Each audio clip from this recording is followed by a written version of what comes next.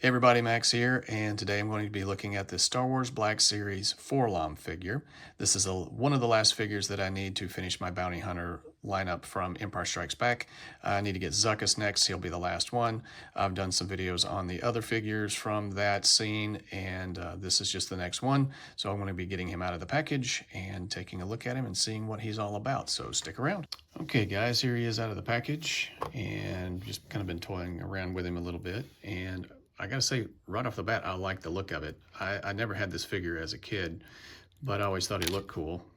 He comes with the same blaster that Dengar came with, and it's about the same consistency as that one. Instead of light gray, it is black, but it is flexible, but not flimsy, no extra paint, anything like that. So it is just there. I mean, it resembles the blaster that he had in the movie, so that's a good thing. So I have to say that, like I said, I like the way like the way he looks.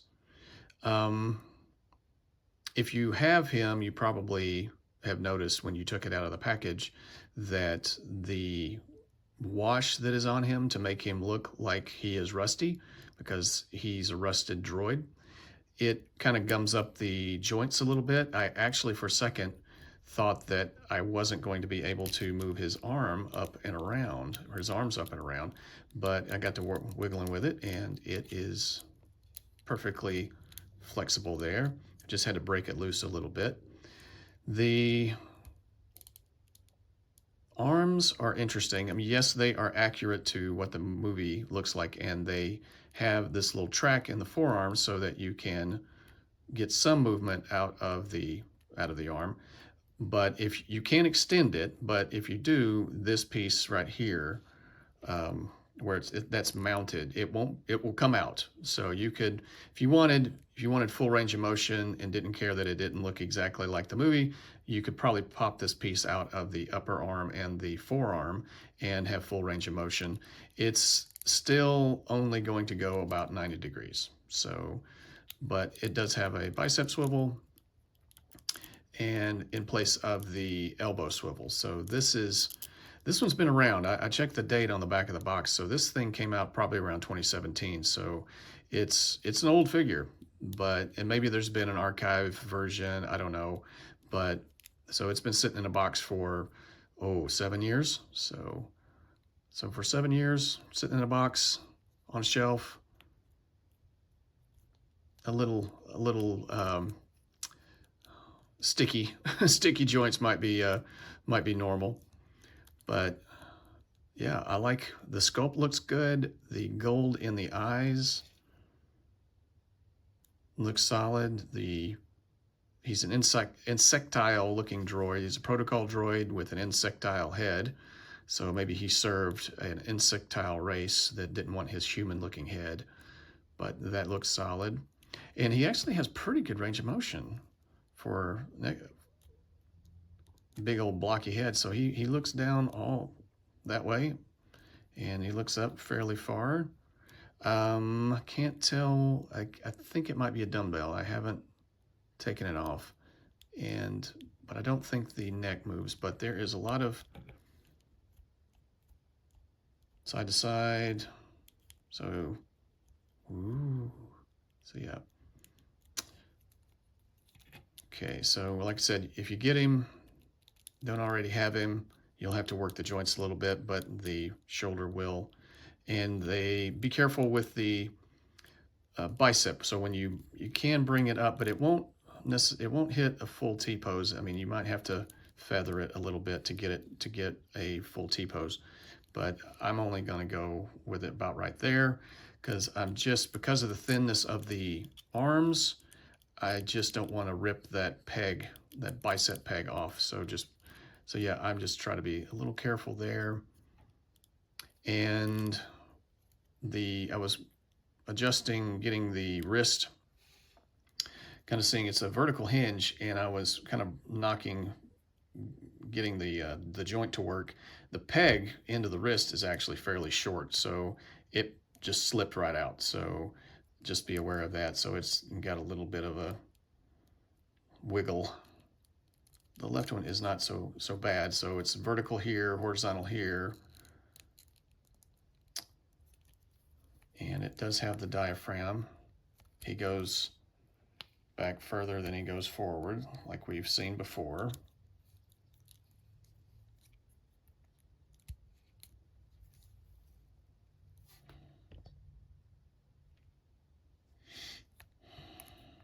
But he does rotate a little bit. The contours of the torso kind of limit how far he can, I mean, you could force it, but the plastic is fairly hard. I would not want to chip it or damage it, so you're kind of limited there. And there's nothing in the waist. There is a thigh cut, so that's great. You're not going to get much in terms of, I mean, you can, it kind of rotates up and out, but it does get about 90 degrees if you do it that way. So this is a fairly soft plastic right here, so you can get some, you can go into the splits a little bit, but it may eventually, if you do that too much, it may flare out and just stay that way because you've stressed the plastic. So, and the joint, the knee joint is single. That's it. There's no, at least as far as I can tell, it does not rotate. So that's it. It barely 90 degrees. So give you a better angle. So that's as far as it's going to go.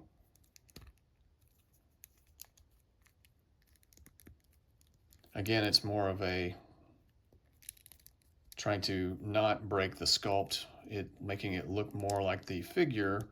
So if it, I guess that might have been the logic, if they added an extra joint or did something to, I can see the, maybe if they ever redo this, they probably could do something here and maybe add that rotational knee, but the single joint. But yeah, that's it. That's all you're going to get. And then the ankle. And there's no boot cut or ankle cut. It's just going to do that. So it's...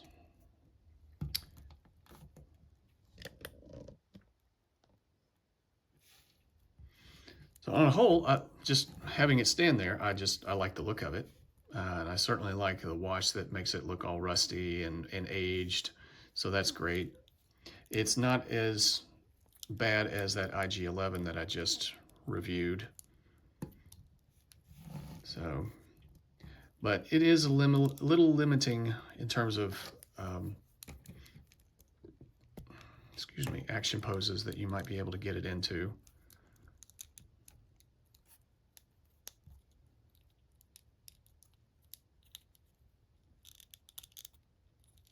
And you can just barely get it to.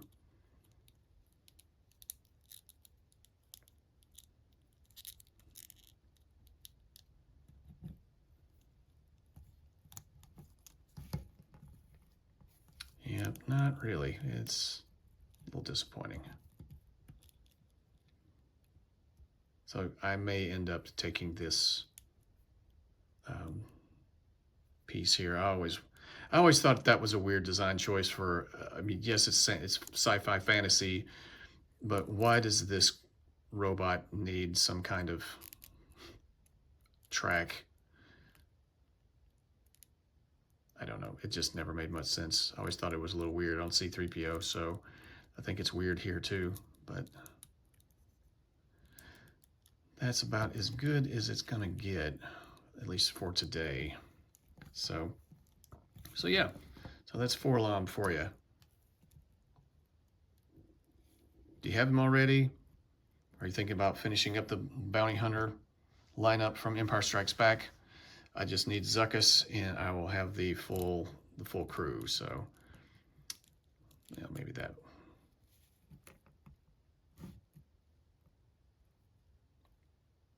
Okay. Well, do you have him? What do you think?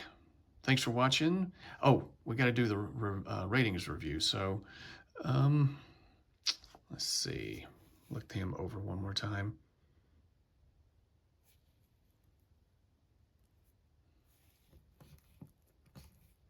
Limited articulation, but the design is good. The sculpt is good. There's a lot of attention to detail. And he stands up fairly well on his own. It's going to be limited in action poses, unfortunately, but you know, he's just going to be standing on a shelf. So I think I'll give him a 7. So warp factor 7. Yeah, it's articulation is always going to be an issue with me for Black Series, DC Multiverse, so that's always going to knock it down a bit. But in terms of the design elements and the accuracy to the character in the film, I think it's done very well. So yeah, lack of accessories. I mean, but then again, that's all he came with. That's all you saw him with in the movie. I did pay only about $14 for this guy, so maybe he went for about 20 when he first premiered, first was released in 2017. If there's been any subsequent releases, I imagine they're going for 25. So a $14 figure at 2024, not bad. So I feel like, okay, this is a $14 figure. So yeah, but I'm going to give him a solid warp factor 7. I think that's a fair rating. What do you think? Higher, lower? Let me know in the comments.